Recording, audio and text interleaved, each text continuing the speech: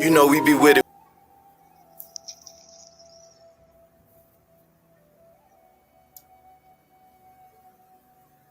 Welcome.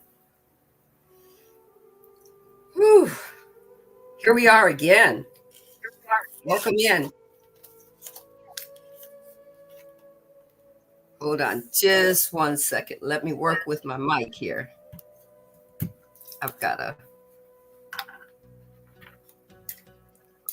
All right. Thank you for being patient with me. I'm going to read Points of Power. It's from The Power to begin us. Every person is surrounded by a magnetic field. Everywhere you go, that magnetic field goes with you. You attract everything through the magnetism of your field. Your feelings determine whether your field is positive or negative at any time. Every single time you give love through your feelings, your words, your actions, you add more love to your field all around you. The more love in your field, the more power you have to attract the things that you love. Imagine that you want. Imagine what size it is. Imagine that it starts out a dot, and then it grows and it expands and it becomes, it shifts and it evolves. That's because of you. Take what resonates from this reading. You don't have to believe a word. The energy will still be at your beck and call. The quantum field will still be at your beck and call.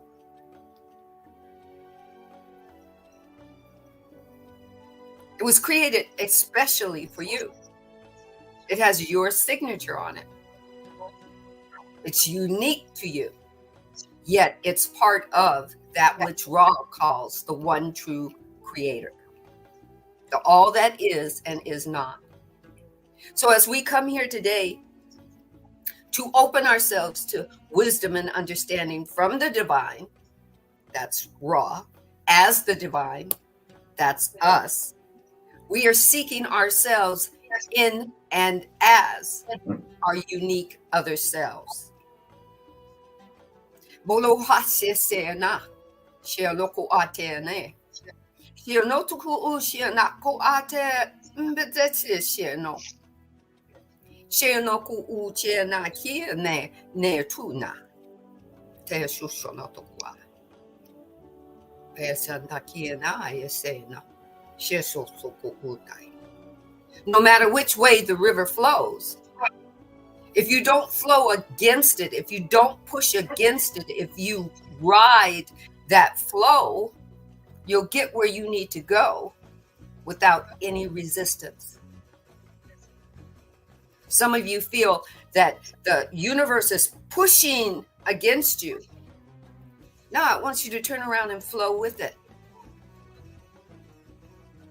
It's just asking you, when life shows up to you over and over again, relentlessly, it's asking you a question: which way do you want to flow? So here we are today, deep diving into the unknown, because to us it's unknown. To make it known, we're diving into ourselves, asking and embodying question: what does this reading of this Law of One, Book 2, mean to me? Here we are. We're episode 25, is it not? Oh, majestic Pharaoh Marcus. Is it 25? 25 it is. 25 it is. Are you ready to deep dive, Marcus? I'm ready. Oh, Let's give it to Marcus so he can say a few words before we start. I am definitely ready. Deep dive. And, you know, something really, really awesome that you brought up in the beginning of that reading is our magnetic field. And I just wanted to show this real quick for everybody, the visual of our magnetic field and what it looks like. So our magnetism, our electromagnetic field, flows through our being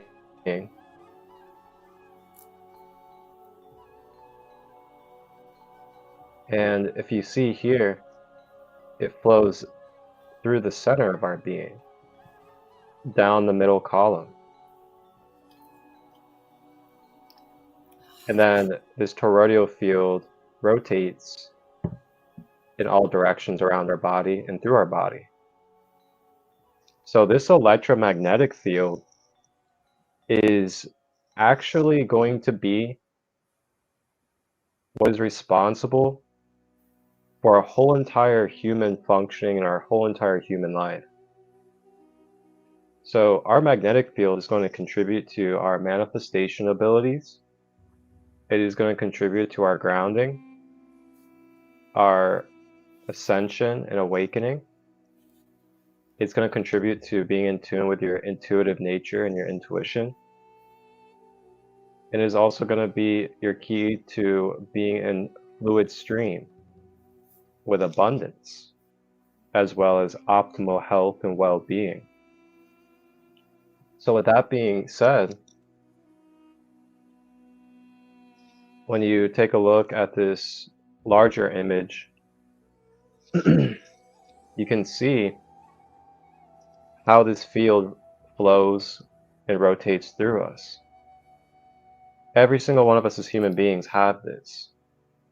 Just like how humans have a heart, or humans have hands, or they have a mouth.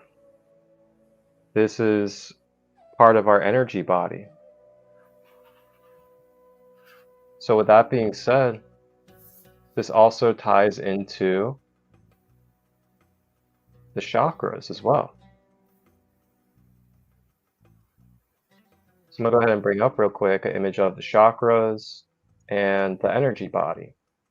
And again, I know I bring this up throughout the episodes, but you guys can watch my full in-depth teachings on this on the YouTube channel, Light Body Awareness 101.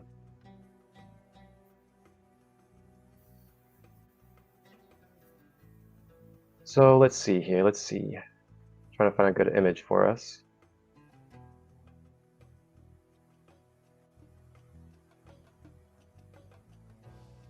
Okay, so this image here, you can kind of see a little bit.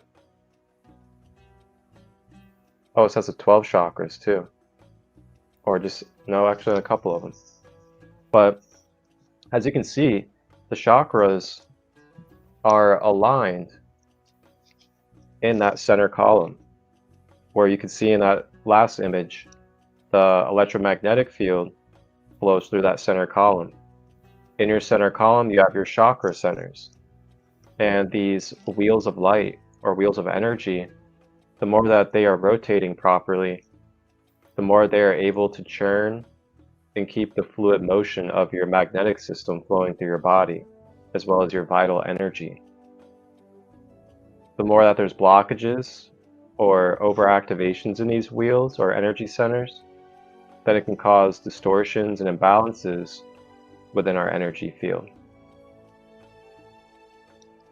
So keep that in mind, and you can also kind of think back about the different rays of light and the chakras that we went over in previous episodes, and kind of see how this all relates to the different octaves of dimensions when it comes to our human being, as well as our health and well-being, and along with what Sandee just read out of that opening read.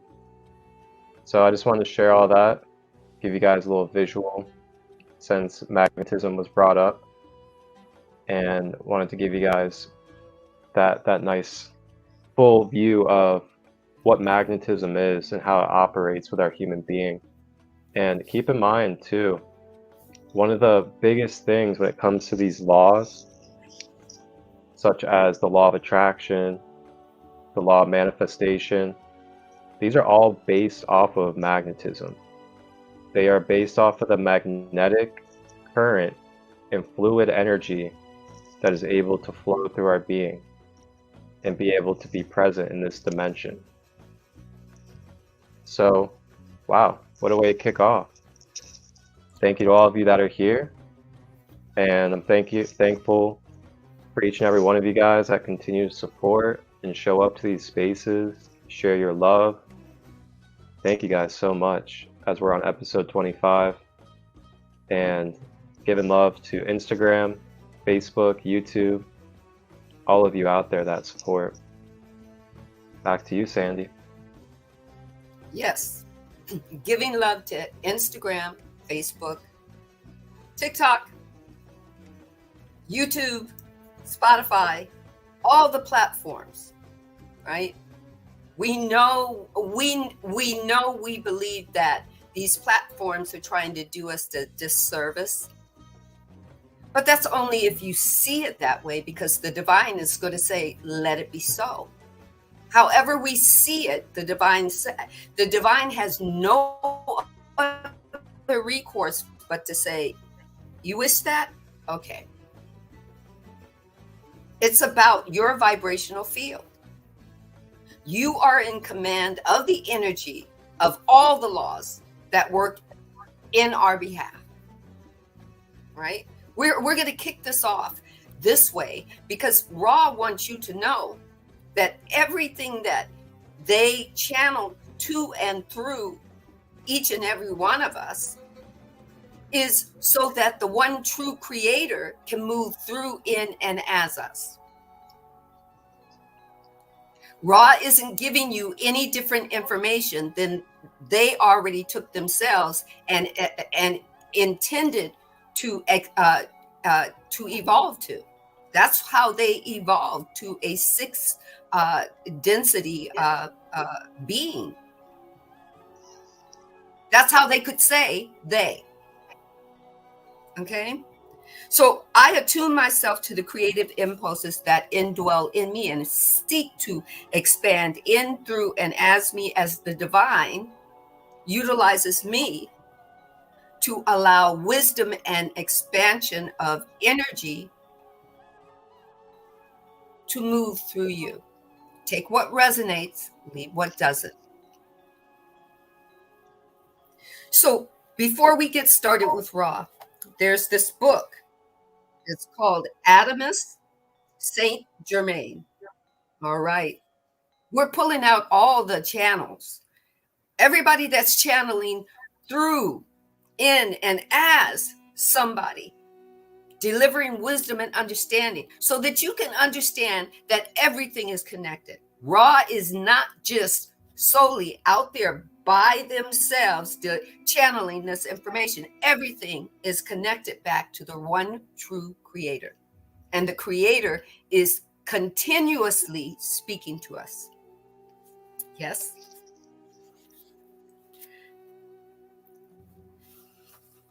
So this says, I am that I am. Take the comma. He calls himself Adamus. For the essence of Saint Germain, welcome to this living codex, CODEX. He says again, in a different way, I exist. I exist. The divine wants you to know, because you exist, you are the I am. I exist is just another way of saying I am that I am. These are the grandest words you can ever proclaim. The words are, again, I exist. It is so simple. Would that every human had this realization deep within, in every moment and with every breath. but very do. Very few feel and understand what this means. I say it again. I exist.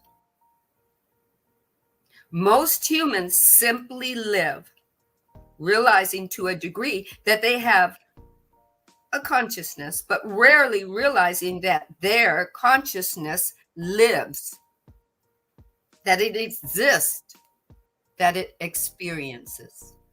Take the period. You exist. This is where we begin. You exist. The questioner says, these channels would then be opened by meditation, and I am assuming that the intense polarization would help in this. Is this correct? Going back to the mind, body, and spirit of George Patton.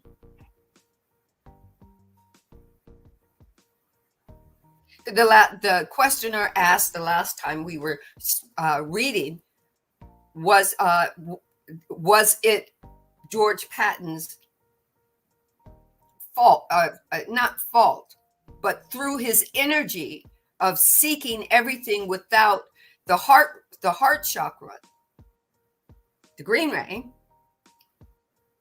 did he bring his polio on himself? And Ra said, I am Ra. This is correct. So yeah, we're still talking about chakras and green ray and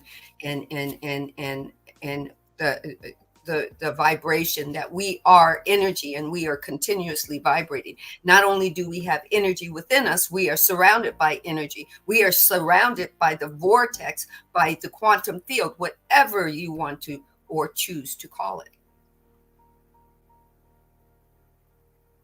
As Marcus said in episodes past, our chakra is in front of us and in back of us, and it is supporting us through and through.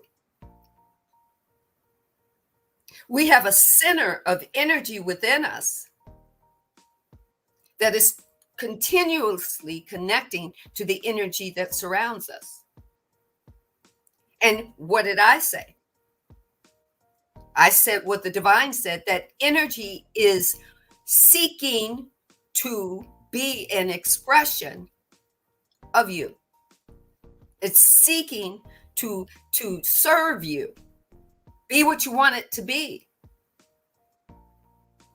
But if you don't know you, if you haven't embodied you, if you haven't sat at the seat of your soul, or whatever you might want to call it, if you haven't been in your prayer room enough, if you haven't brought you to the table of you, the energy is going to utilize what it can of what you're giving it unconsciously. You are still responsible for it.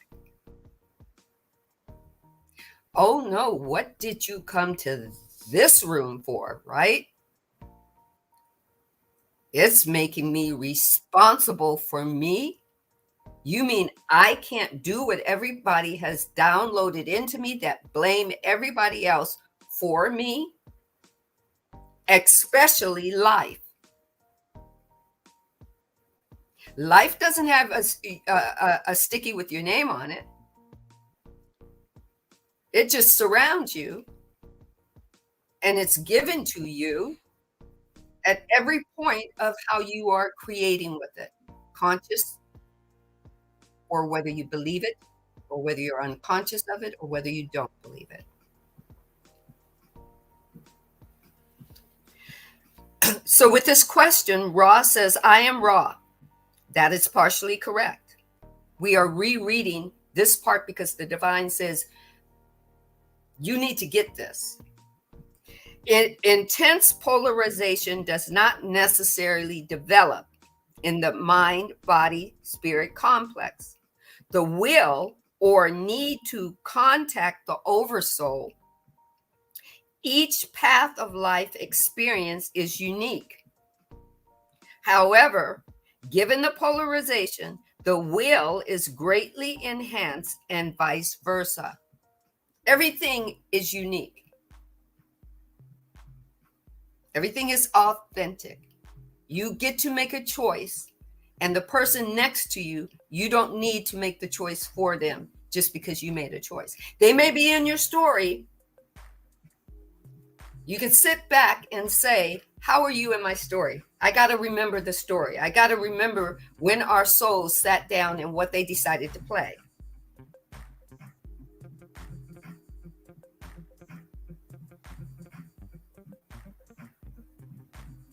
What did my higher being want to play, and why are you in my story? Not asking them why they're in your story, but you're asking yourself, why are you in my story? And remember, once again, yes, you are responsible for your story, because you, when you figure it out, when it really hits you, it may not, that your higher being plus your body and your mind, not separate, unconscious, conscious, and superconscious, but the consciousness that is triune, multidimensional, is responsible for itself. Did that just blow you away? Did that just give you a multidimensional view of how responsible you are for you?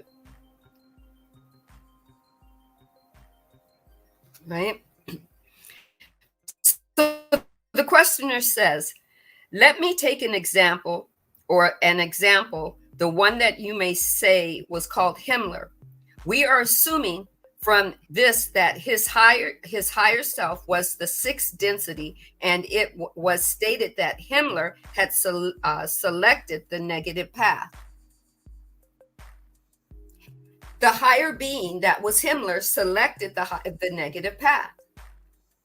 Because some of you don't get it, that our higher beings came to this playground with the ability to choose. We weren't the only ones given free will. Our higher beings came here with the ability to choose that's on the polarity the polarity wheel, or the polarity spectrum, whatever you want to call it. This gentleman, his higher being, chose the negative path. The questioner says, would his higher self then dwell in a sixth density negative type of situation? Can you expand on this concept? Ra says, I am Ra. There are no negative beings which have attained the oversoul manifestation. Take the comma. Which is the honor/duty of the mind/body/spirit complex totality. Of late sixth density, as you would term it in your time measurements. We human beings always got measurements, so they have to go back and go, you termed that, right? These negatively oriented mind, body, spirit complexes, that's us, as opposed to Ra being a sixth density consciousness. Okay. Have a difficulty which to our knowledge has never been overcome. Okay. It says, after a difficulty which to our knowledge has never overcome, after fifth density graduation, wisdom is available, but must be matched with equal amount of love. So what Himmler did was, he got there, but he skipped the green way. He skipped the heart chakra, and he didn't balance it with love. Unconditional love, because the law of one is the law of love. The law of love is the law of one. Everything was created with the law of one, that is the law of love. Ross says this love light, and the way he writes it is LOVE/LIGHT. This love light is very, very difficult to achieve in unity when following the negative path. And during the early path of the sixth density, take the comma, society complexes of the negative orientation will choose to release the potential and leap into the sixth density positive. That means that they're desiring to merge back with the divine. So they'll take the leap and they'll go into that love light, even though, you know, they played around in the negative arena for a while,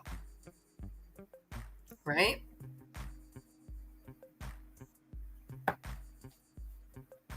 Ra continues. Therefore, the oversoul, your higher being, and your higher being's higher being, right? You go, higher being has a higher being. Of course, it's called the divine. It's called the one true creator. It's all one. Therefore, the oversoul, which makes the understanding available to all who are ready for such aid, is towards the positive, right? Towards the positive. It did a shift. So the question is, can it do a shift? Yes, it can. Now here's what Ross says. However, the free will of the individual is paramount. See, so your higher being or your oversouls, they've got the will to move in positive polarity or negative polarity. But then you also got the human encounter and its conscious mind that have free will. Oh, what a story, right? Playground drama. Okay. Ross says, and any guidance given by the higher self may be seen in either the positive or the negative polarity, depending upon the choice of a mind, body, spirit complex. That's this body. My story's going to play out. So if I never sit at the seat of my soul and never know what my soul's come to do, my story will still play out. You are in some a type of awareness. Are you in full awareness of body, mind, and soul? Probably not. Do you have to be in that vibration of body, mind, and soul? Probably not. Why? Because as long as you're living life, you are giving your energy quotient to Earth consciousness, so that she can shift and expand. And guess what? Because she is tethered to humanity, we will eventually shift and expand. Now, take into account, that doesn't mean how many incarnations my higher being has to do in order to satisfy or successfully align with the higher consciousness in the shifting and the evolving. Back to you, Marcus. Whoa.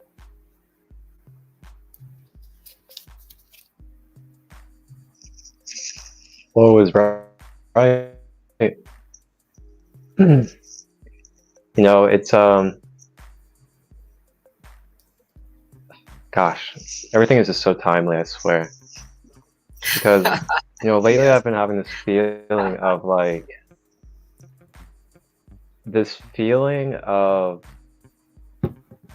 immense maturity taking place within myself. And when I say maturity, I don't mean the very surface level, physical level of maturity. I mean spiritual maturity, maturity in integrity, maturity in detachment, releasing attachments, knowing the truth and being in the truth. And with that, there's been a lot of challenges that have came up lately.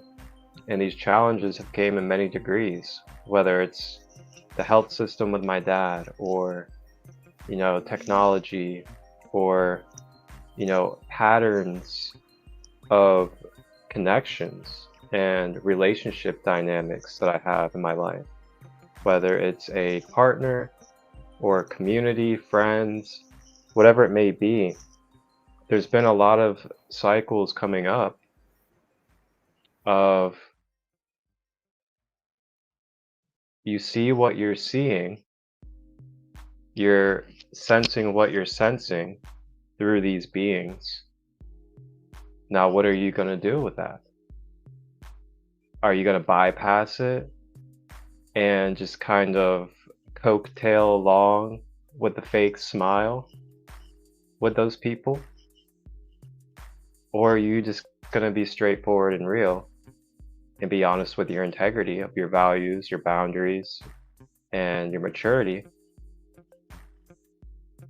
And then just do whatever's necessary and continue on. And that's been really coming up for me lately. And it's not in a way of, good or bad, this person this person that. It's really from the integrity of energy and vibration. Being accountable for my own self and my own energy field, and really removing what just does not longer serve or suit my energy field for my intentions and what it is that I'm doing on my pathway. And I've been embracing that more and more, and it's felt really good.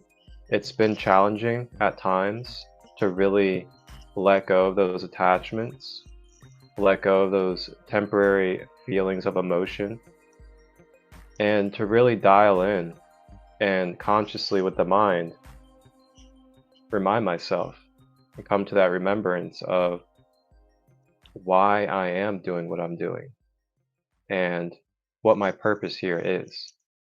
And not just that, but what type of example do I want to be as I continue into this world?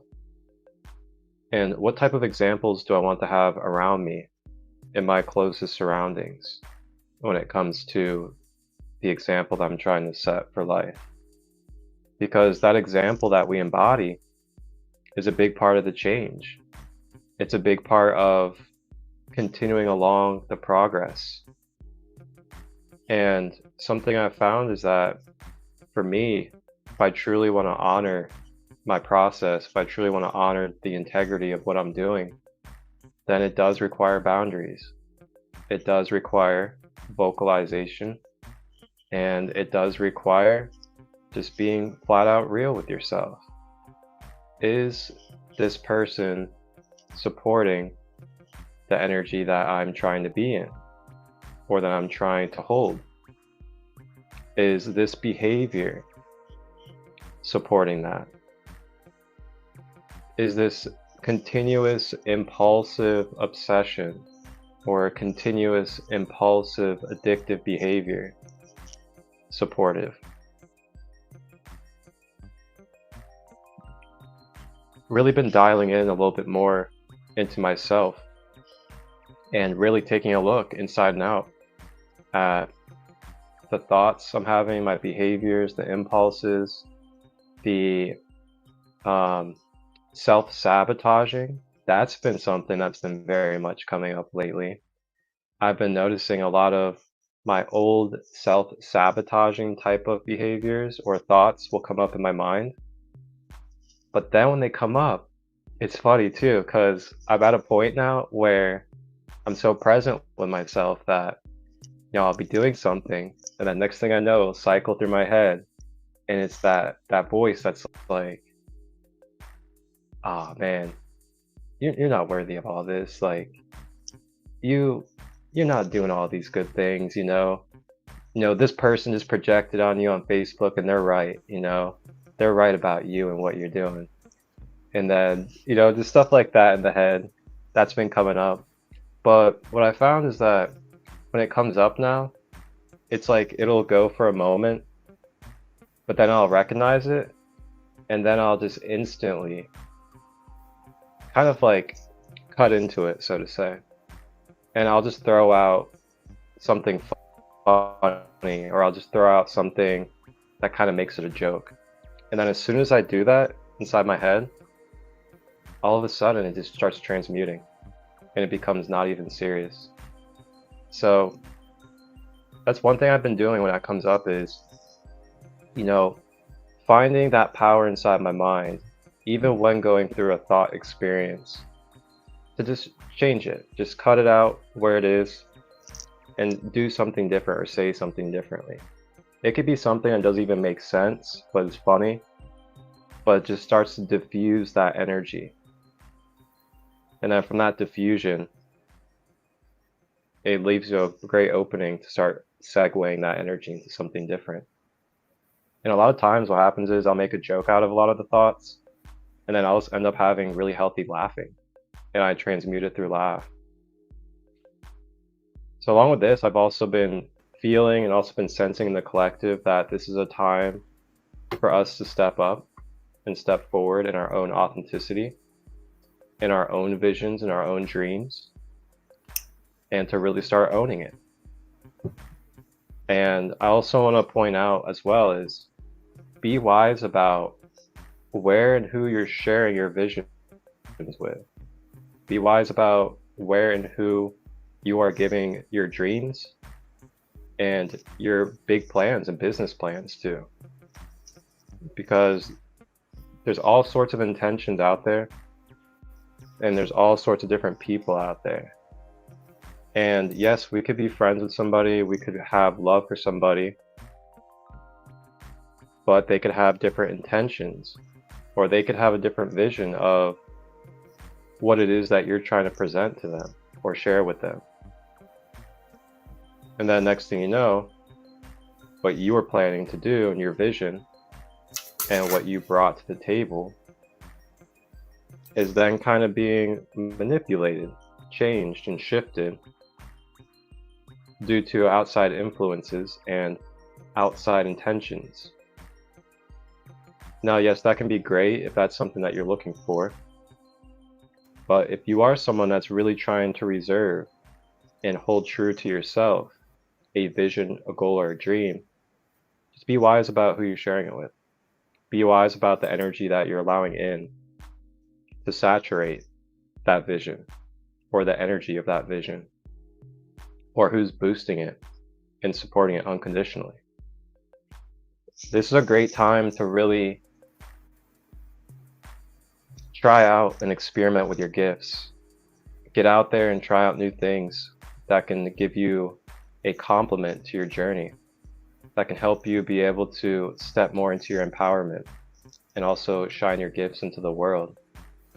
And with that, remember the accountability of your health, your magnetic field, and that being the center, that being the instrument that allows your manifestations, your health, and your vital energy to be able to be put into what it is that you're manifesting.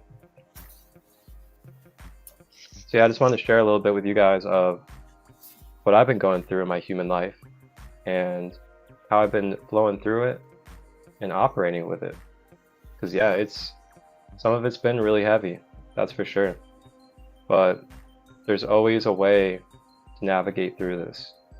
And there's always wisdom that we can obtain and be able to share with each other. Back to you. Oh my. There is always infinite possibilities. That's what our quantum field is. That's what our Toro field is. That's the energy that flows within us. That's what energy is. It's a blank slate that you get to sculpt. That's what energy is. Energy says at every moment, what do you want to be? What do you want me to do? How do you want me to flow? Where do you want me to flow? What energy is conscious. Energy is aware. It's aware. It gets to ask you, what do you want? How much of what you want? How much or how little of what you want? Right?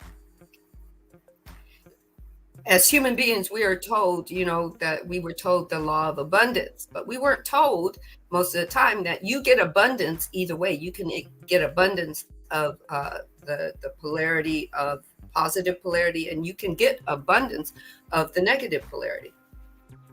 So if you're thinking negatively, but you're saying, I want abundance, then the universe has no recourse but to say, your wish is my command, Sandee. I'm opening that door for you, and here comes some negative shit. That's it. That's the only thing it can do, right? So before we read a little bit more of Ra, the act of consciousness. In chapter 10, it talks about how energy works. Take what resonates, leave what doesn't. Because there's many books, many channels, channelings and channelers and information. Why? Because there's infinite possibilities. Why? Because there's an infinite version of your other self that is, give that self a name. Your best friend Jay or your best friend June. They're other selves, and they're authentic, and they're going to learn the same thing you're learning, but from a different vision point of how it's going to register for them. And guess what? They're going to shift and grow and expand and evolve just like you do. So take what resonates. This is a channeling from Saint Germain through Adamus. Okay? How energy works. Adamus says, now, let's talk. Let's talk about how energy works, because it's an important part of understanding the act of consciousness. Whoa, did they just put two words together that gave you a whole area that you could dive into, the act of consciousness. Not just that you're a conscious being, not just that your higher being is consciousness, not just that the one true creator is consciousness and you are consciousness moving in through and as yourself, but there's an act. There's an action. And Adamus says, let's talk about it. Are you ready? Ra knows how to share the stage, baby. Are you ready? Adamus says, everything starts with consciousness. A circled dot is an ancient symbol that represents consciousness. All right? I'm going to give you what I looked at when I read that. Do you see that dot inside the circle? Let's read some more about it.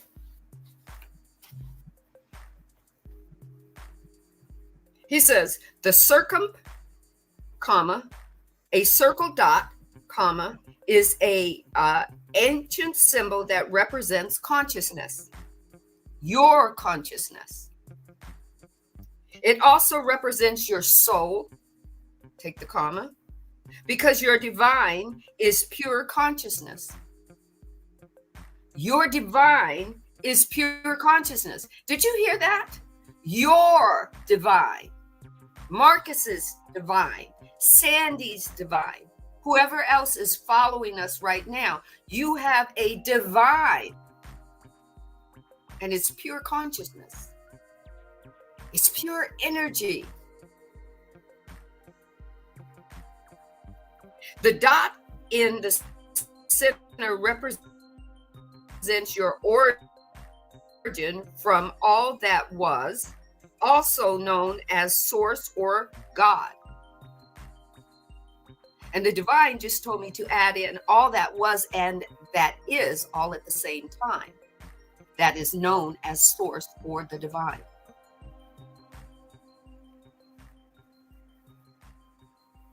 The divine wants you to know when this was channeled, it was given that was became something else. It became you. It became me. It became, but it still was. It still is.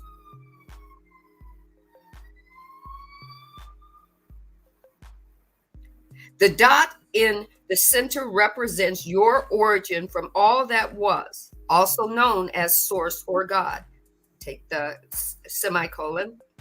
The outer circle represents all the experiences your soul ever had. It's not a straight line, baby. It's a connected circle.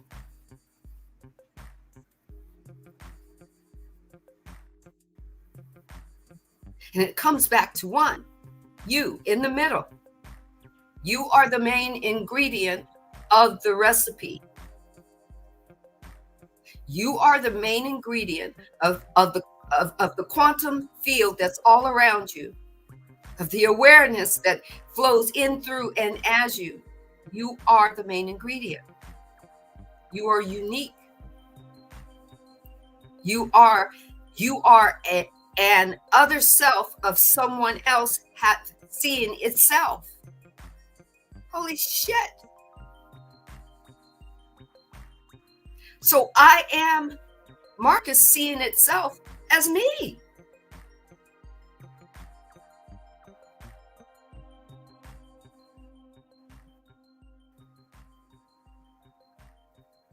Marcus itself as us. Right?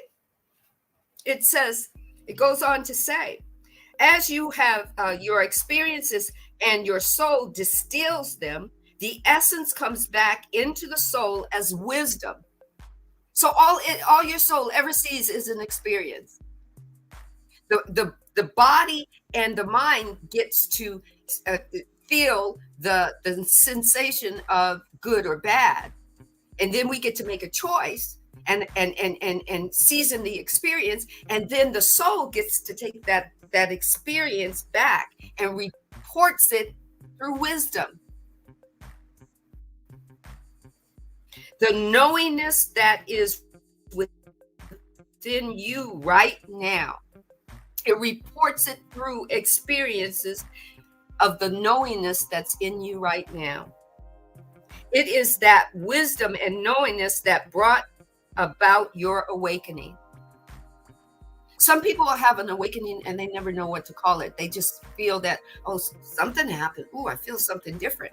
But they don't know how to say, oh, that was an awakening. They'll go their whole lives not saying that they had an awakening moment, but they feel the shift. They feel the wisdom and understanding moving through them. They might not always take action from it, but they grow and expand and they evolve. They might not notice it closely and document it and write it down and daily journal it, but definitely they do. And guess what? That higher being takes that information back as knowing and gives it as wisdom to the divine.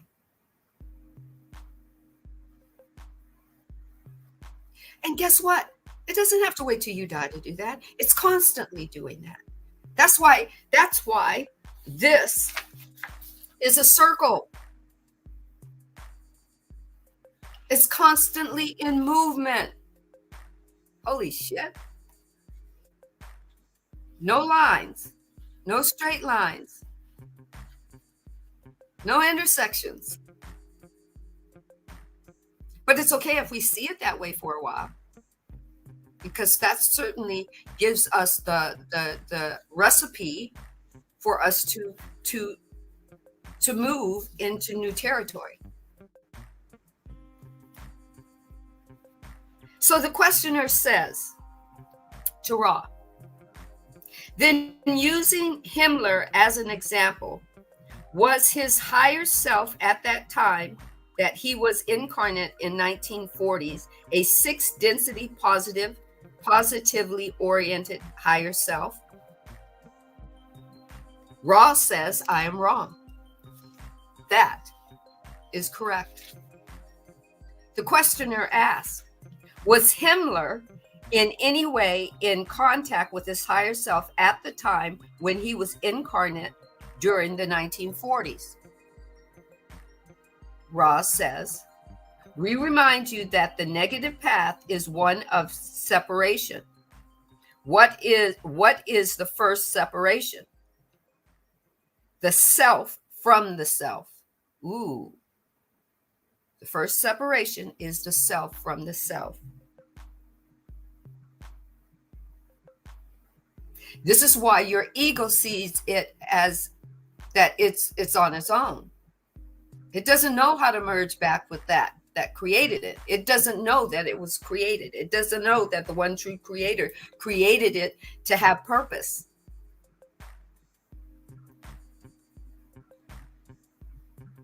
The one known as Himmler did not choose to use its abilities of will and polarization to seek guidance from any source that is conscious, that its conscious drives. Self-chosen in the life experience and nurtured by previous biases created in other life experiences. The questioner says, well then, let's say that when Himmler reaches 6 density negative, would he realize that his higher self was positively oriented and for that reason make the jump from negative to positive orientation? Ross says, this is incorrect. The 6 density negative entity is extremely wise. It observes the spiritual anthropies occurring during the lack of ability to express the unity of 6 density. Thus, loving the creator and realizing at some point that the creator is not only self, but other self as self. This entity consciously chooses an instantaneous energy reorientation so that it may continue its evolution. It basically says he chooses the negative path to continue his story. The questioner says, then the 6 density entity who has reached that point in positive orientation may choose to become what we call a wanderer and move back.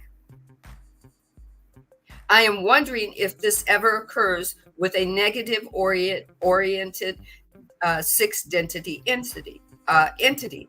Do any ever move back as wanderers? So do you understand what move back as wanderers mean? That means at 6 density, in order to merge with the one true creator at 7th density, to go home, to merge back with the one true creator, you have to embrace your love, your unconditional love, that heart ray, the green ray.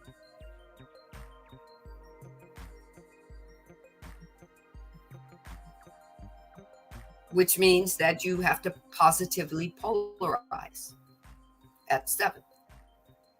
But some entities decide, hey, I want to play around. I want to go back to Earth School. I don't want to come home right now, mommy and daddy. I want to play a little bit longer. So most positive, those that are on the positive polarity path, they get the choice to go back and incarnate again. Some even choose, hey, I don't want to incarnate. I want to take on I want to become conscious and become somebody's consciousness. I want to become the consciousness of somebody experiencing love. So I'll be the consciousness or the act of love for whoever is manifesting that. Do you get that? They don't have to only go back to be the consciousness of another human being. They can take on the consciousness of a tree. So his question is, do those of negative polarity get the choice to be wanderers as well?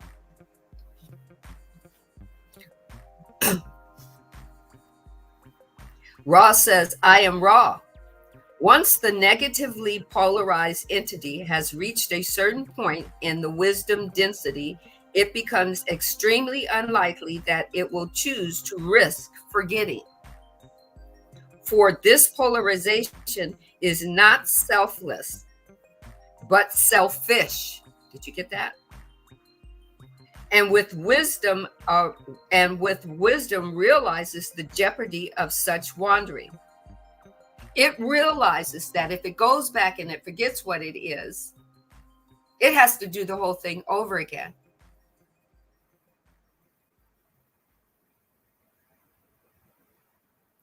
Okay. So then Ross says, occasionally, a 6th density negative becomes a wanderer in an effort to continue to polarize towards the negative. This is extremely unusual. The reason why is because it can be recognized by a positively polarized entity.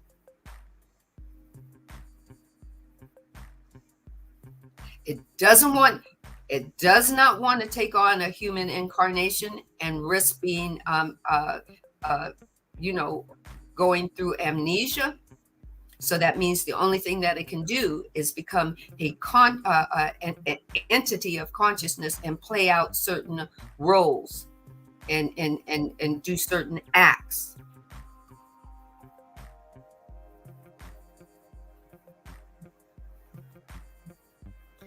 Then the questioner says, then what is the mechanism that is unusual? Hold on. Then what is the mechanism that is unusual 6th density entity would wish to gain to polarize more negatively through wandering? Ready? Hold on to your seats. I am Ra. The wanderer has the potential of greatly accelerating the density when it comes into progress in evolution. This is due to the intense life experiences and opportunities of the 3rd density. Thus, the positively oriented wanderer chooses to hazard the dangers of forgetting in order to be of service to others by radiating love of others. That's why it wants to go back. It wants, as a positively polarized entity, it gets to 6th density, getting ready to merge back with the divine, and it turns around and says, no, I want to help Earth consciousness out some more. I want to help align the vibration so Earth consciousness and mankind can shift and evolve. I want to be part of that. I want to be part of that service. If the forgetting is penetrated, the amount of catalyst in 3rd density will polarize, and the wanderer with much greater efficiency shall be expected in the higher and more harmonious densities. They'll wake up quicker. They'll be more harmonious. They'll kind of say, kind of feeling, hey, I've done this before, and wow, I get it. I know what, waking up going, ooh, I know what to do. Oh, that makes sense. Not everything will make sense. They're still got to live life. There's still more to learn, but they wake up more polarized in the positive, right? Similarly, the negative-oriented wanderer dares to hazard the forgetting in order that it might accelerate its progress in evolution in its own density by serving itself in 3rd density by offering to do other selves the opportunity to hear the information having to do with negative polarity. So as long as it's sharing information about negative polarity, and you could say, I don't know, whatever you call it, the do to others before they do to you, and you've seen what the world expects when they're only serving themselves, whether it's the political frame or old religious dogmas or making sure that you get all the money. Your employees work and get work hard, but you get all the benefits. You run off with the money and leave your company in dire straits because you didn't care about anybody but yourself. And sometimes it's about sharing the knowledge of the negative polarity. How to hurt people, how to keep people in slavery, how to keep people broke, do you see what I mean?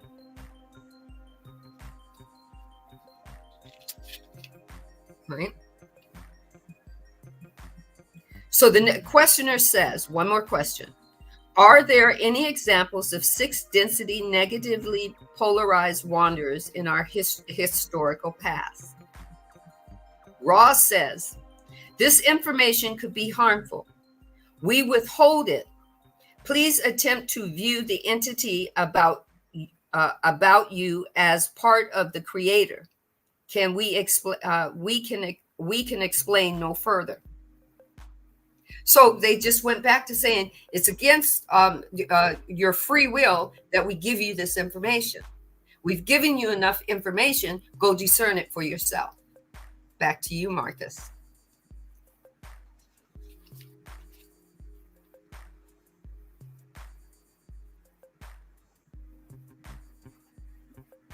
Whoa, right?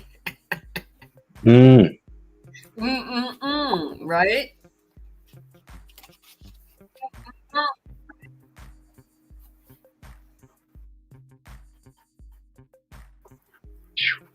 That made you stop and think, huh? Things that make you go, right?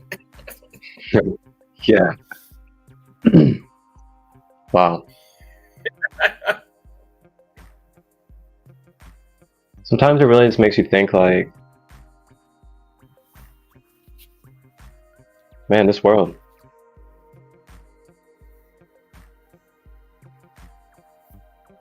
All these games and all these movies and all these shows that we see, and all these different things that we see are just all reflections of our multiverse reality. And when you start really seeing things that way, instead of just seeing things as like, oh, this is just a movie, or this is fake, or this is blah, blah, blah, you can really start to see through that veil. And you can start to see, okay, everything, including these shows, including these movies, including these video games, including whatever else, it's tied in with the divine as well. It is also another instrument for that communication of consciousness. And then I went even further and I started like thinking about the actors and stuff, and I'm like, man, like these producers and writers and actors, who are we to really think that, they're not conscious beings or they're not spiritual beings?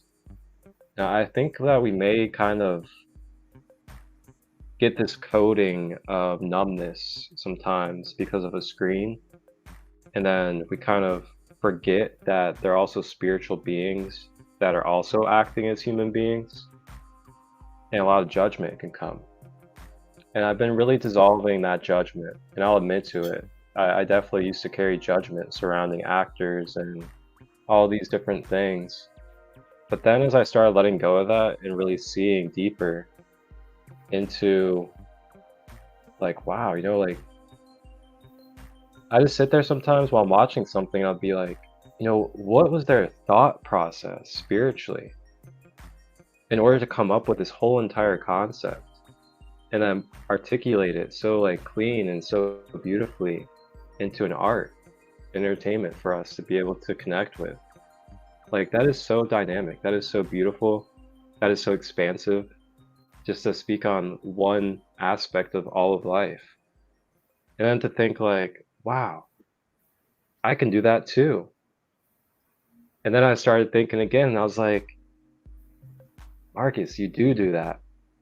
You do that on Wednesdays and Sundays. You do that on Mondays and Fridays. Like, wow. The dreams are really the dreams are not that far out of reach. And I think this is what this message is really coming to for everybody is, don't give up on your dreams. Don't give Right. up on the things that you want to become, that you want to experience, because you just never know how you can be there next thing you know.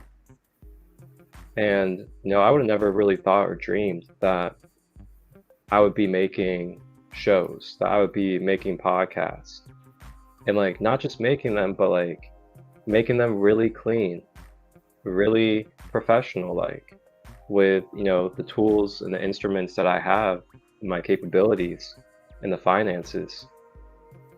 And then to do it without a tutorial, to do it without a course, without a college education, is just another example to show you that you can literally pick up anything in this world, especially in this time period that we're in, with how much advancement, how much technology, and how many books and things we have at our disposal.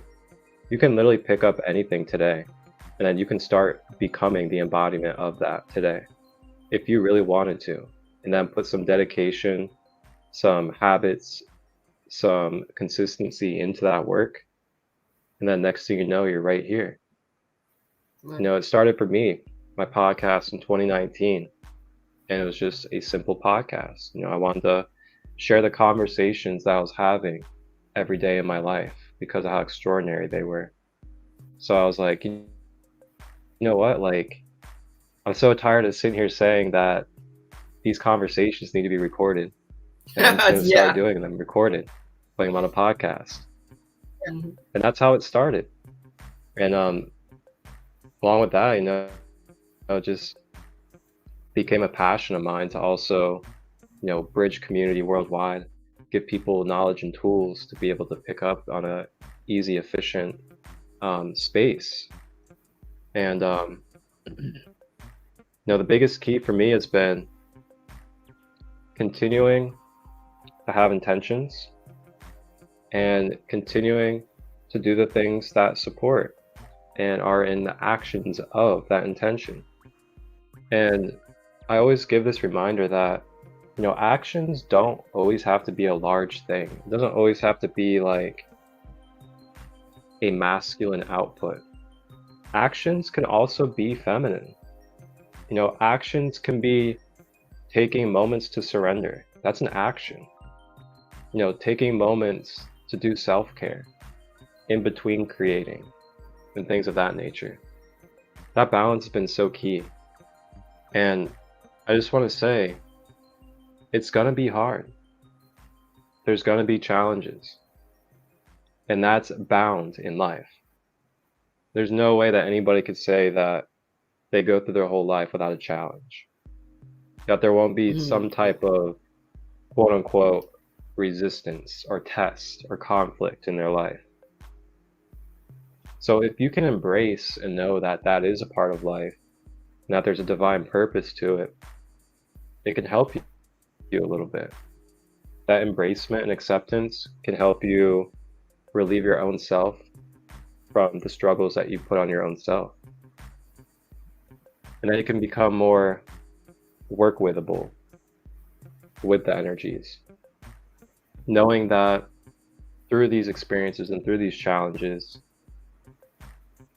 I'm able to access parts of myself that I would not have been aware of unless those challenges took place and ignited it for it to come out. And wow, what a gift that is. What a gift from the divine to just give us all of these experiences that are illusions, temporary, not even real, to allow us to be able to just play with it, transform it, do whatever we want with it, or do nothing with it and just become dense, become sick. It's all up to you though. But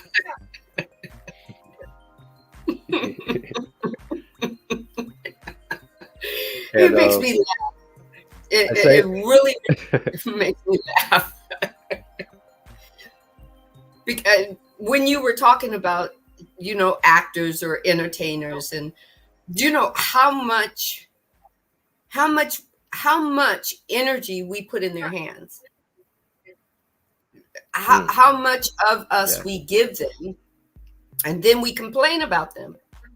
You know, we complain about the fact that they're too rich, or they're too this, or they're too that, or they're too evil, or they're too money grubby, or they're too disgusting, or they're just too this.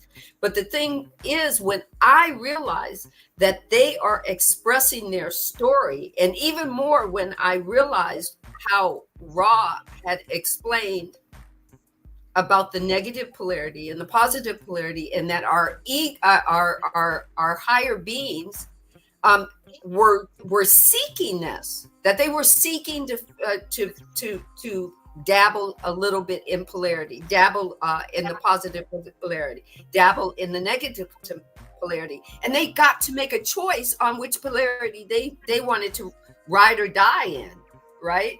You know, kind of rolling, you know, low riding in whichever polarity they wanted to be in, right? And they're sitting in this low rider car going, yep, I got this, you know, and they get to be. So for here, I'll use I'll use Trump as an example. Okay, so he gets to choose between the polarity of what he wants to do, man. And if he wants to be a low life shit, he can be that. But he's also pulling in a little polarities of having some every once in a while having a human quality of love for something. It doesn't mean he has a love for like human beings, but he's got a love for something, right? Your green ray doesn't mean you have to have a love for a human being. The green ray is that you are activating your love for something. It can be money, it can be power, it can be control, it can be the same thing with Biden, the same thing with Kamala Harris, or any of the other politicians. They are having an expression of a story, and their higher beings got to choose a polarity. And if that polarity has fit the body, mind, and spirit, then that's the way they're going to walk. That's the way they're going to run. That's the way they're going to strut. That's the way they're going to create. You don't have to agree with it. You can turn around and say, my free will opts me out of that story.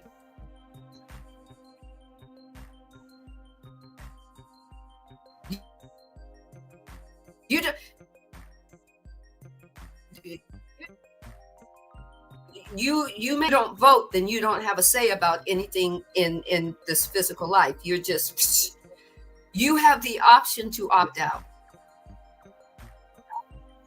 You have the option to say, like me, right at a certain point, I don't like voting for the lesser of two evils. So guess what? I opt out. I'm not going to vote. Doesn't mean I don't have an opinion. I might not share it with you, but I'm going to still live this life experience. Why? Because I'm expressing as the divine through this physical vessel, Sandra. Right? I'm just saying, when I look at it that way, holy shit, it makes sense how I can let other people live their have an expressed life story and not jump down their throat because they don't agree with me or because I don't agree with them. I get to let them live their life as long as they're not brutalizing me, terrorizing me, or being physically taking physical action on this body. They can do whatever the fuck they want to do. Why? It's their expression. And I'm going to tell you, Ra mentions this in the first book. When Ra mentioned it, I had to go to YouTube and go to a gentleman who explained it better. His name is Aaron Abke. And when he broke down the points, it was like, holy shit, that makes so much sense. Because I used to wonder, why are there just so many bad people in the world? Well, it's because they get to express that way. Why? Because it's an energetic choice. Did you get that? It's an energetic choice. Energy is becoming not only for the human and the conscious side, but it's also becoming for that higher being. Ooh. You're multidimensional. You're triune. Triune is not just God the Father, God the Son, and God the Holy Ghost. It's God, you, your mind, and your body. Holy shit, does that make sense? Does that just blow your freaking mind? Does that take you into the infinite possibilities of what you can create for yourself? Ooh. Are you vibrating inside right now from the crown of your head to the very tips of your toes? Tippity toes. I'm just saying. It makes me I need some hydration now. It's making me sweat. I can't help but laugh over here. I can't help but laugh. My Kundalini is just coming out of my throat right now. I'm just saying. Wow. I don't even want happy to tears over here. stage left. Eduardo, welcome, brother. Good to see you in the comments. Eduardo is a shaman from Peru. Welcome to the space, brother. Good to see you. Ah, welcome. Energy like fire. Zooms. Shout out to Archangel Orion as well. Thank you for all the comments. Nature Wolf. Yes, I've seen all his comments. Yes. It just it's making me like, whoo, right? Hey, I've been tripping So the last few days. Before you start, the last few days, I've been like having these deep moments of self-awareness, and it's almost so deep that it freaks out my human being. So I'll be sitting there and I'll be like, wait a minute, I'm really in this individual presence of this body, and then this body came from somewhere, and then there's like a mind to this body, and then there's also emotions, and then there's like a constant transformation and like motion of everything, and then we have all this stuff like designed and laid out, and highways and roads and all this stuff connected and flowing and so perfect. And then on top of that, we get to just be these super finely detailed individual selves that we get to craft and articulate in every moment how we would like to in our own individual ways, while being connected to everything that is and being all that is at the same time. And you get like a mom, a dad, brothers, children, all these different people and jobs. It's like, man, how extraordinary, for real. And that's just not even touching a grain. Oof. Now, take that and internalize it on how every cell in your body moves through a freeway, and it has off ramps and on ramps, and it's like, just blows your mind, right? just blows your mind that the one true creator could create that on the outside and the inside. That the one true creator had this vision of you and then gave it to you and said, okay, take it to the next level. Take it to the next level. And you go, really? Me? Right? Before I read this last question and Ra's answer, right, which I believe closes the session of session 36, Marcus said something that he said, we were talking about the actors and entertainers and whatnot. Ever since I was a child, I've always wanted to act. There was not a time where I was not in character. There was not a time that I was not standing in front of the TV, acting out all the characters on the TV, and having my brothers and sisters fling me to the floor and saying, get out the way of the TV, right? So it never quite happened when I was a kid. There were always these,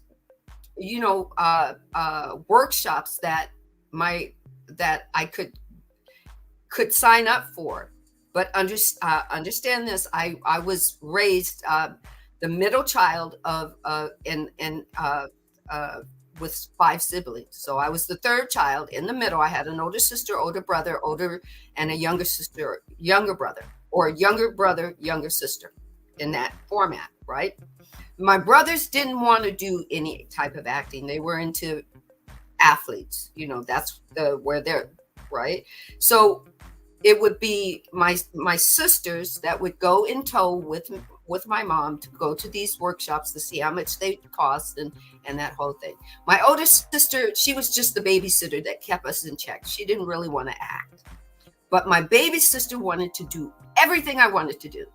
So if there was a workshop that I wanted to go to for my mother, it would be ×2. So most of the time it wouldn't happen. So I would only be dreaming this. But I dreamed it so long, that was intention so long, that when the DVD, The Secret, came out, and everybody was talking in the DVD, they were talking about, hey, you want to use the law of attraction or power of manifestation, start with a cup of coffee. No, I started with, I want to be an actress. That's what I did.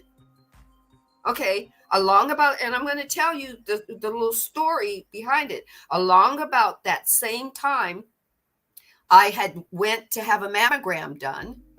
Just a normal mammogram, and they found some shadows and whatnot, and so I had to go through that process as well, right? And I had to do radiation treatments. While I was doing, I was my own manager. I was my own agent. I got on the computer and I would book myself, gigs and stuff. I built my own what do you call it, notes, reel. And I was going and doing my radiation treatments and going to classes and whatnot. But the intention was, how that happened was, I was at I went to a Starbucks every day, on a Saturday, mainly, see the same people all the time, have a smile. We didn't know each other's names, but one day I went to my son, said, Mommy, you really want to do this? So he gifted me a workshop that was an all-day workshop. He paid for it. I went to it. It was me being on camera, getting the little information, showing how I can do my reels, everything. Guys, I saw myself on camera. I fell in love with me. And then the teacher said, the camera loves you. I fell in love with me, and the camera fell in love with me. Then the next Saturday, I went back to the Starbucks, and all of a sudden, these people were saying, hey, we missed you. People that I didn't know the name, we missed your smile. Where'd you been? And I told them what was going on. They started pulling out business cards saying, hey, call this person. Hey, my daughter goes to this acting studio. Call this person. Make sure you call. Before I left the Starbucks, he kept saying, make sure you call her. Right?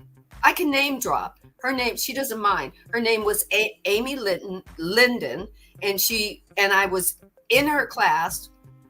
I called her on the phone, and she said, "Oh yeah, so and so told me that you were going to be calling.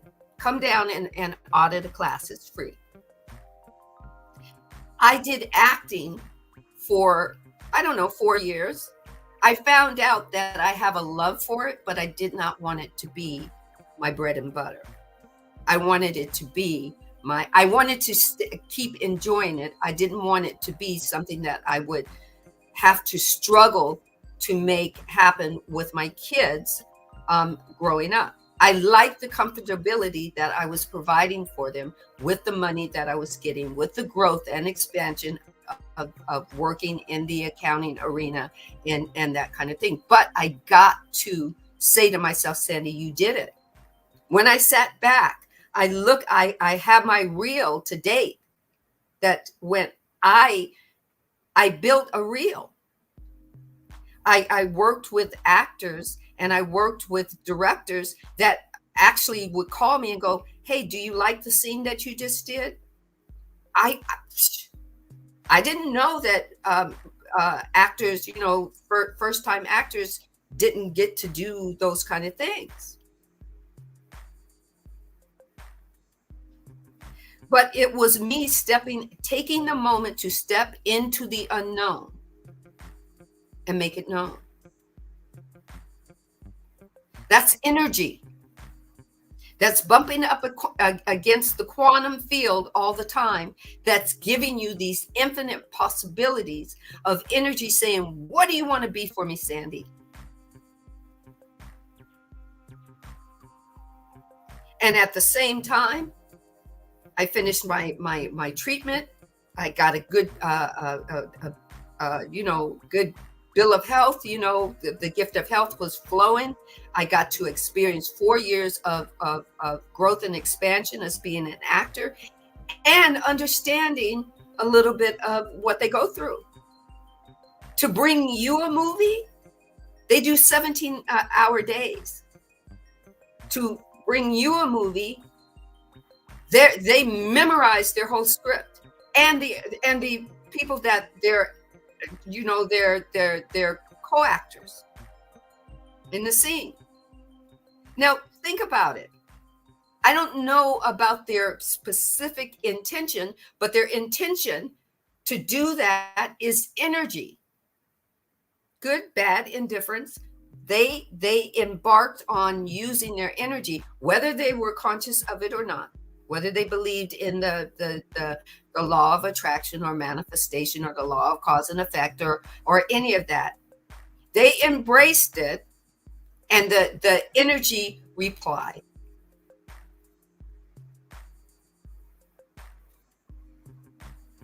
Right? The questioner says, I thought I'd just share that. The questioner says, I'll just ask one short one before we close. Can you tell me what percentage of the wanderers on Earth today have been, and this is on Earth at the time that this book was written or the channeling was done, have been successful in penetrating the memory block and have become aware of who they are? And finally, is there anything that we can do to make this instrument more comfortable or improve the contact? Okay, so the instrument is the person that Ra is channeling through. Okay, Ra says, I am Ra. We can approximate the percentage of those penetrating intelligently their status. This is between 8.5% and 9.75%.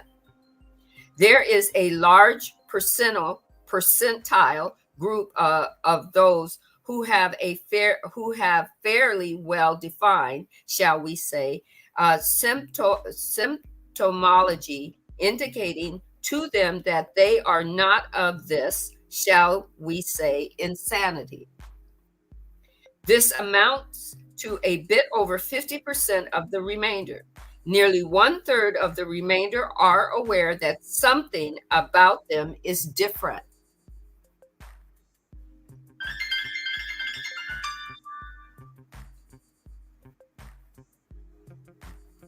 Sorry, that was my phone. Sorry about that. Um, of the remainder, nearly 1/3 of the remainder are aware that something about them is different. So you see, there is many graduations of awakening to the knowledge of being a wanderer. We may add that it is to the middle and first of these groups that this information will, shall we say, make sense. Okay, so that's if you want the percentages. And then Ross says, this instrument is well. The resting place is somewhat deleterious in its efforts upon the comfort of the docile side of the instrument. I think that just means that she needs to be more comfortable while where she's laying. We have mentioned this before. And then Ross says, you are conscientious. We leave you now, my friends. I am Ra. I leave you in the love and in the light of the infinite creator. Go forth, then, rejoicing merrily in the power and the peace of the one true creator. And then Ross says, Adonai. Okay? So that was in 1981, I believe. Yes, March of 1981. Back to you. Sorry for, I can't control my phone ringing, guys, but I did try to, get to mute it.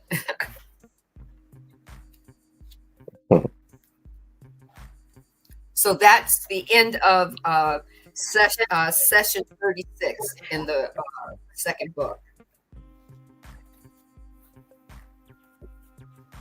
Wow. Wow.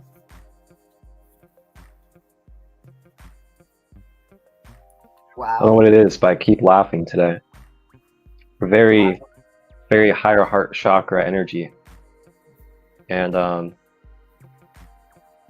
think it's me laughing at the illusions and attachments that I was holding on to.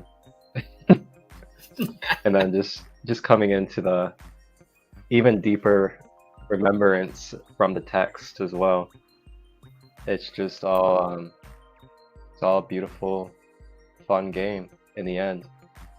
And what are you guys gonna do today? That's the question that I have to ask. What are you guys gonna do today? Now, I don't mean, are you gonna go to the park? Are you gonna take your kids out to lunch? I mean, what are you gonna do in the deeper core of yourself today?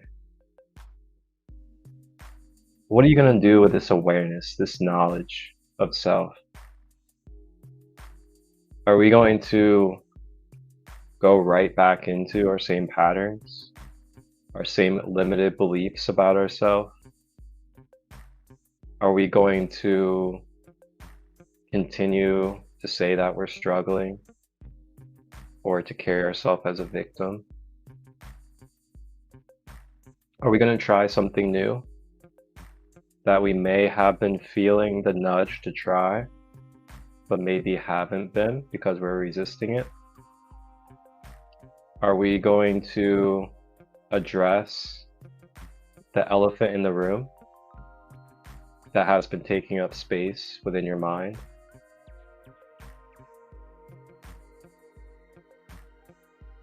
The reason why I bring this stuff up is because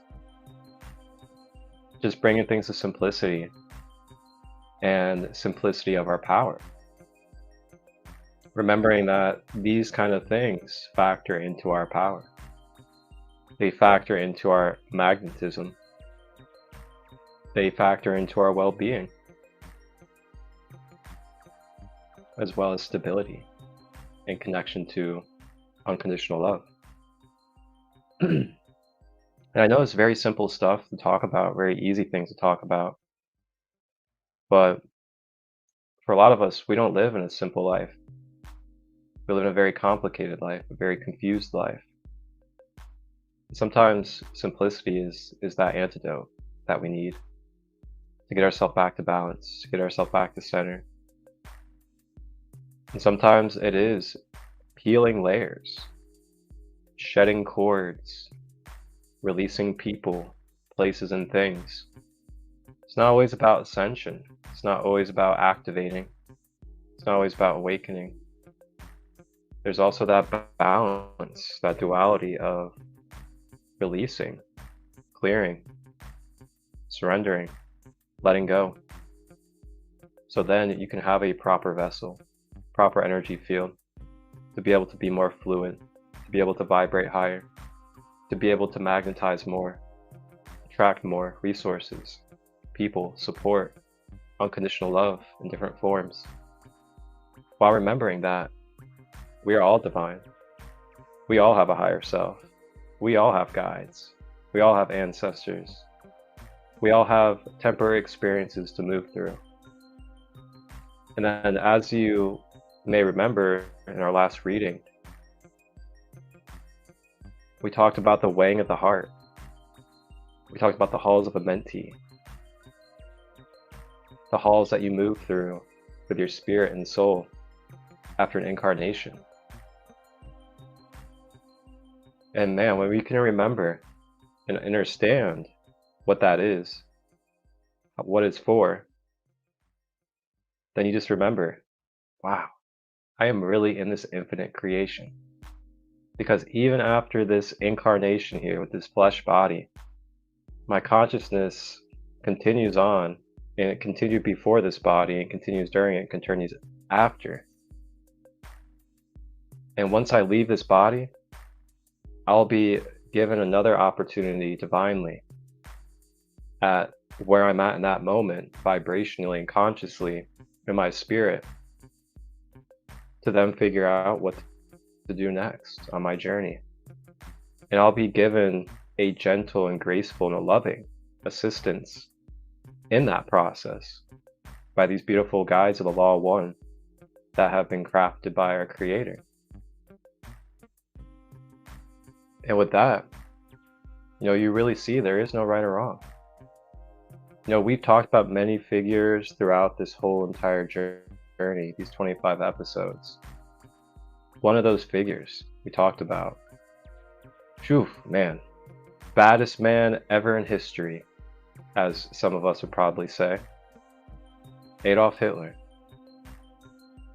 We find out through Ra, through sixth density perception,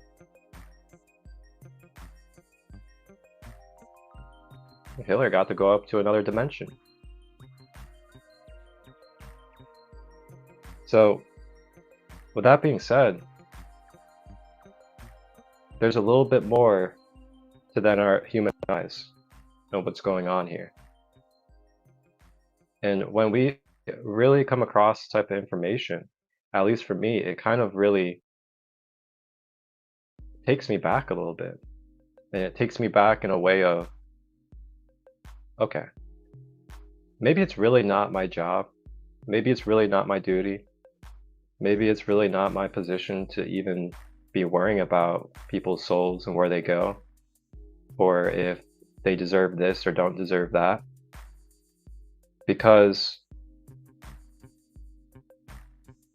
obviously there's something more to this. If, someone that can come onto this planet, go through what they went through, and if we also remember, this human being, Hitler, actually started as an innocent child, went through experiences that plummeted him into his lower chakras and disconnected him from his heart due to the rejection and the other things that he faced as a child. So with that being said too, there's also the remembrance that there is also experiences, there's things that happen that can alter our frequency, and then we can hold on to things, or we can become traumatized in ways that then plummet us into darkness or ignorance of self. And that's why we hold compassion. We hold compassion for each other.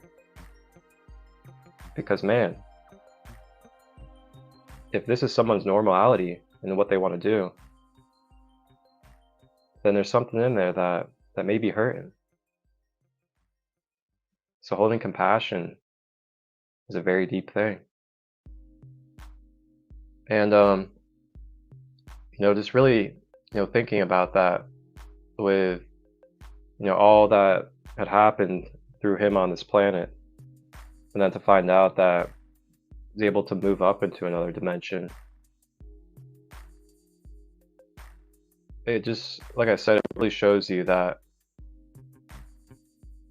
we don't need to sit here and judge each other. We don't need to sit here and try to say who's wrong, who's right, who's going to this place, who's going to that place. Because ultimately, it's not going to be decided by our individual selves. It's really not. And you can give your own self relief by choosing to let go of that stuff. Nobody else will do it for you. It's up to you, if you want to, in your own reality, to let go of judging people, trying to control, trying to say that they are this or that they're going to heaven or hell. Let that be up to the Creator. If we're walking in faith, part of walking in faith is knowing that the Creator's got everything handled when it comes to the things outside of our control.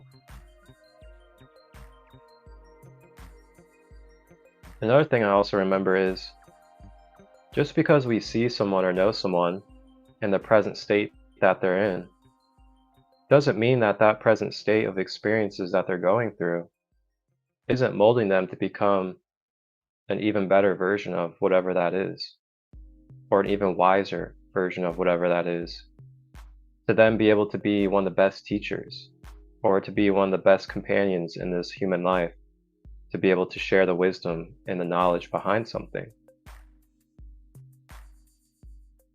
So keep that in mind as well.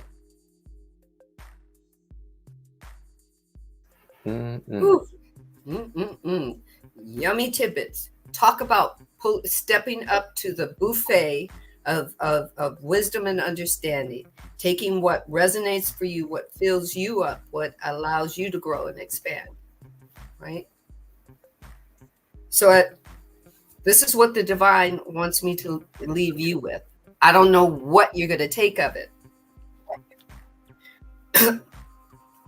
And this is from The Power. It was written by Rhonda Byrne. And it says, here's the beginning of that. It says, life follows you. See that orange? I love that color orange, right? And those lights, right? And it says, life follows you. Absolutely everything you experience in your life is a result of what you have given out in your thoughts and your feelings. Whether you realize it or not, whether you have given them on purpose or not, life is not happening to you. Life is following you, and it's happening because of you. Your destiny is in your hands. It was never given to anyone else but you.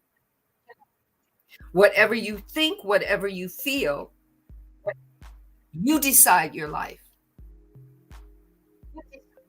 It's about putting yourself back in your own hands. Some people may say, I'm calling my power back. But where are you calling your power back from? Are you calling it back from where you left it, or where you gave it to? You have to go in and internalize and embody you being responsible for you. What does Superman say? With great power comes great.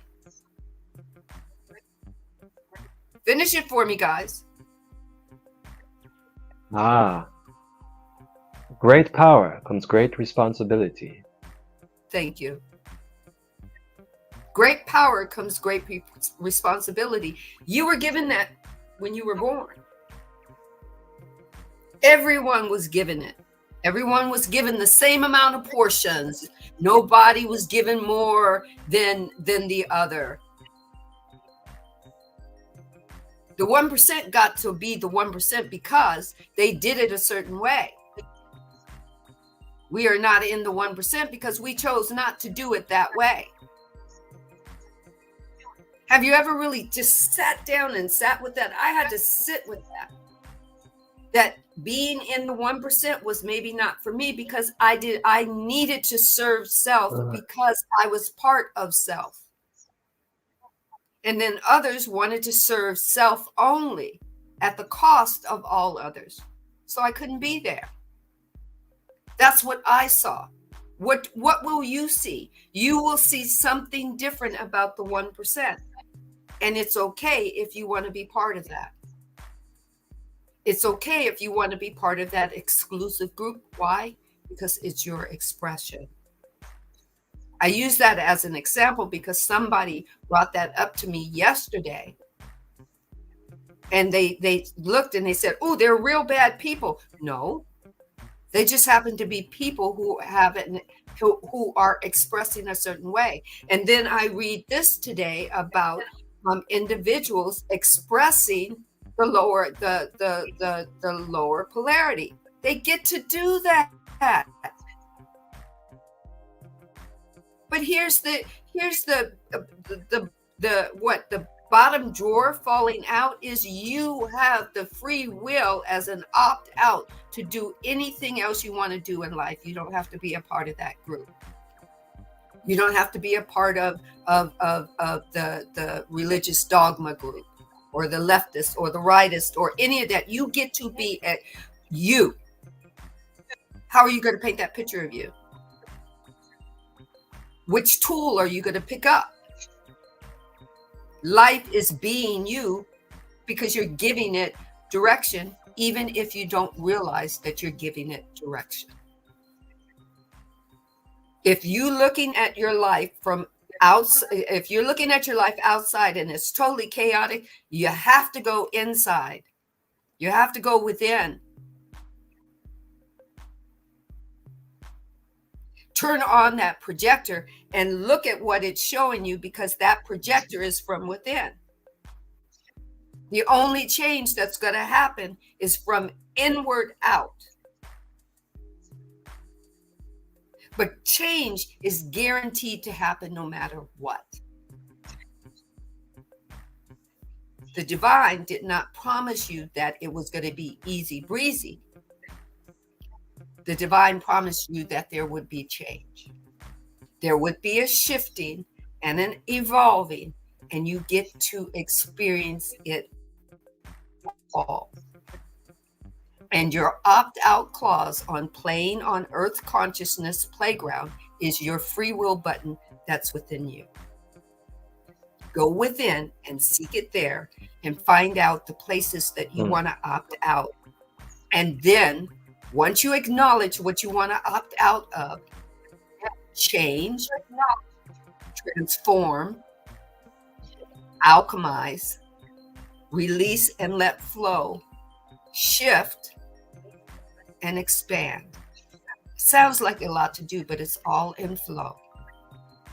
Take what resonates, leave what doesn't, and we'll see you on Sunday. 3:33. That's right. Pacific Standard Time. 6:33 Eastern Standard Time. Thank you for joining us. Whew. Ooh. Another one in the books. We are on 1/4 episodes of Ascending Beyond Limitations. Wow. Kicked off on my birthday on June 3rd. Then we had yours shortly after. June What 12th. a journey it's been. Wow. Oh. Whew. 1/4. And just so you guys know, there are still 3 more books to go after this book. Yes, there are. So who knows how long this will be going? Could Ooh, be yummy, 111 yummy. 111 episodes. Yes. So join us.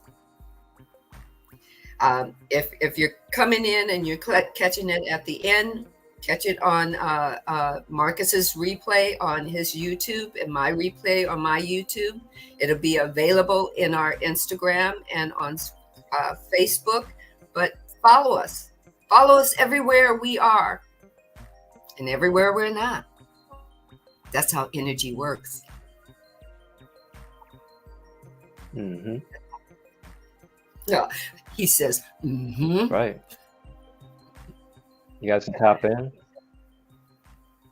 You guys can tap in with us in the other spaces that we hold. We both do multiple different things other than this podcast.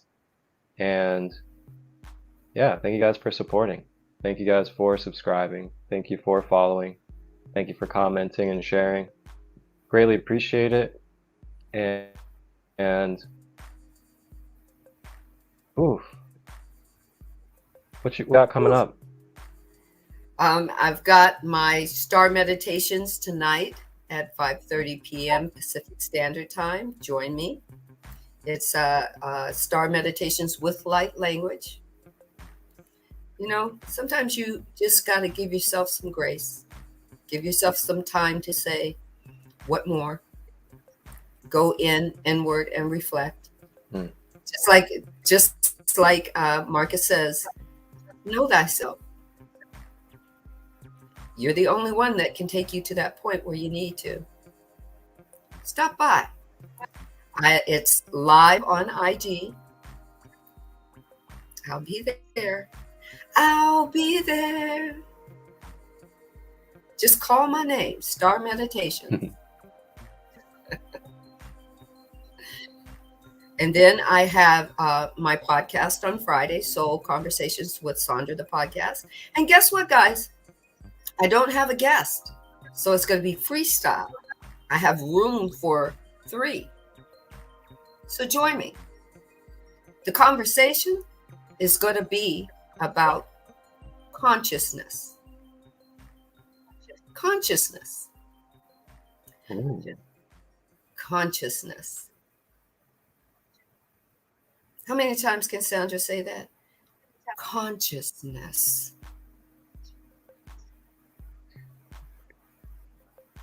Yummy, You just huh? hear echo. Consciousness, consciousness, consciousness. Consciousness, consciousness, consciousness. Friday, 11:30 a.m. Pacific Standard Time, Soul Conversations with Sandra. It's a podcast.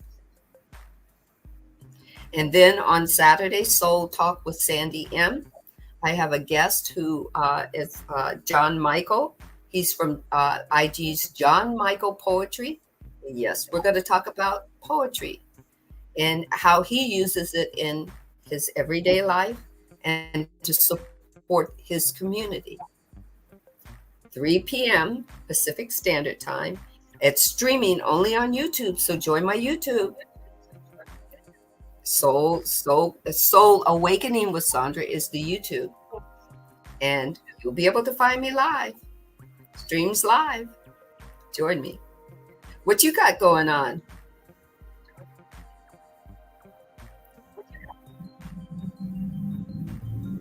What do I have cooking over here in the kitchen? If you smell what the rock is cooking. Coming up. Ooh, let's see. Yeah, me and my dad have been watching a little bit of throwback WWE lately, so you know, I've been in my Rock and Stone Cold vibe and Undertaker vibe lately.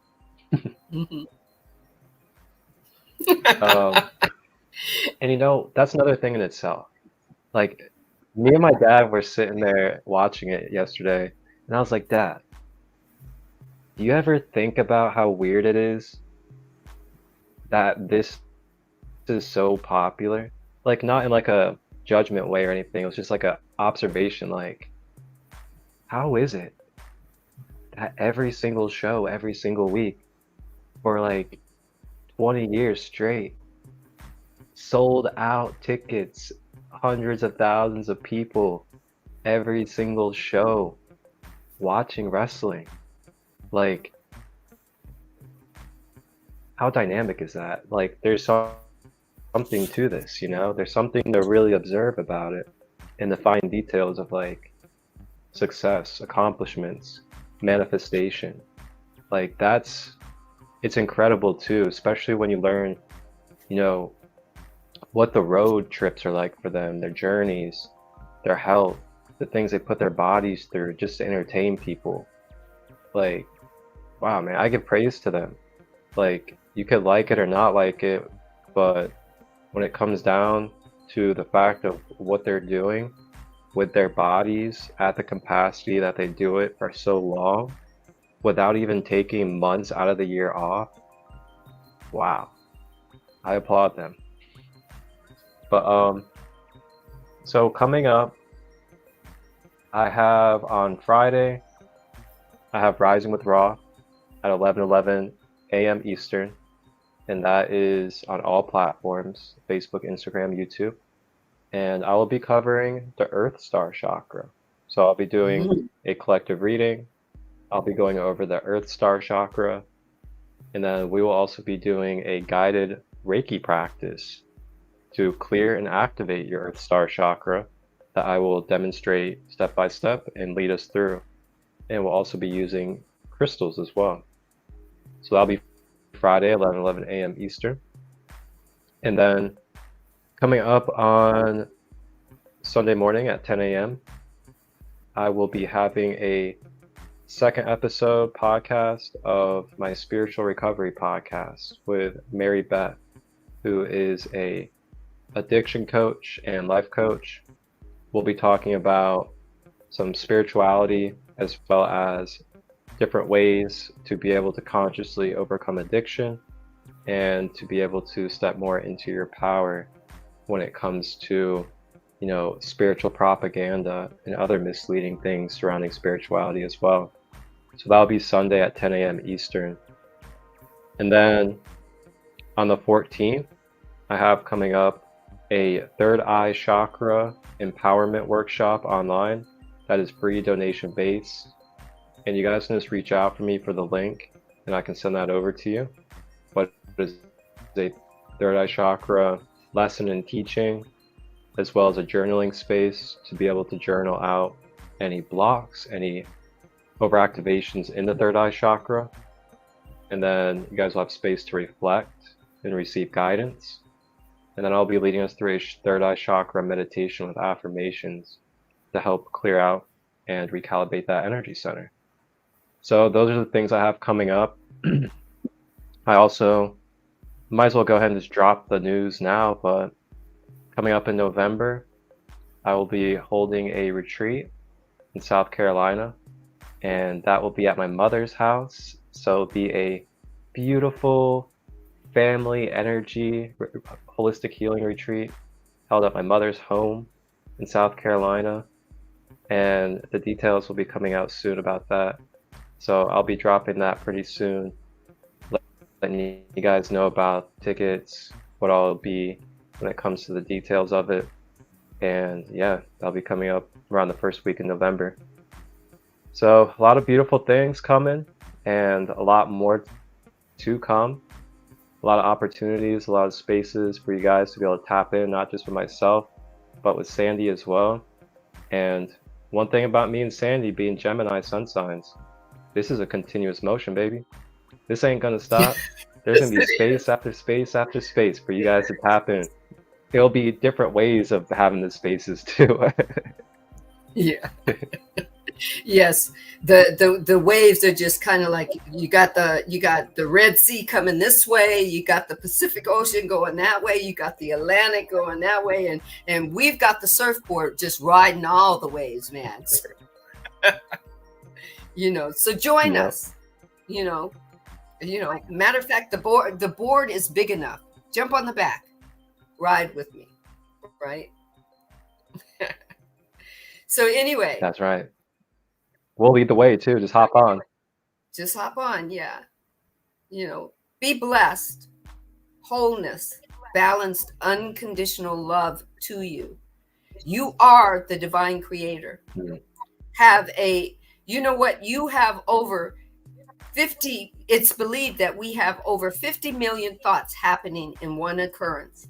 All of them are not going to come to fruition, but the ones that you pick, choose, and think about consistently will be created from. Become active in knowing what you're creating. Become an active creator. Take responsibility for you. No one else is. And then go out there and create some wonderful, wonderful, glorious, magnificent journeys. Magnificent journeys. Yes. According to you, not according to someone else. Be blessed. One love. That's right. And everybody out there, just remember motion. Remember to keep yourself in motion when you start to get stagnant, when you start to get too cramped up in your thoughts, or you start to get cramped up in your emotions. Just remember, you can remember motion. Get yourself into motion. It will really help that. It will really help that process. When we get stagnant and stuck, act like we are stuck.